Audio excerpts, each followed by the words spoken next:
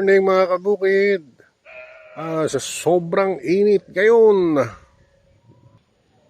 kita nyo naman, nagdagdag po ako ng irrigation tape para sa aking mga itinanim na gulay.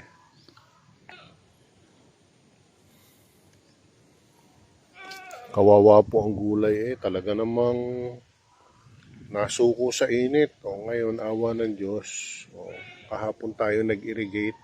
Basa siya.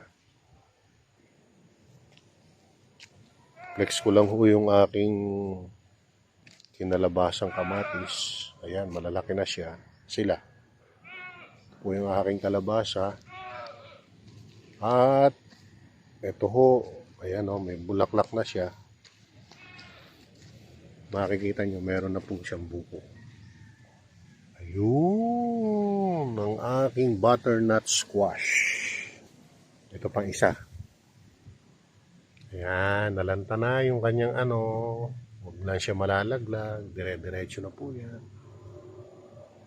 Napakaganda po ng araw ngayon mga kabukid. Babay muna, magbe-breakfast tayo, tapos trabaho na ulit. Ang farmer ay walang day off. Bye-bye!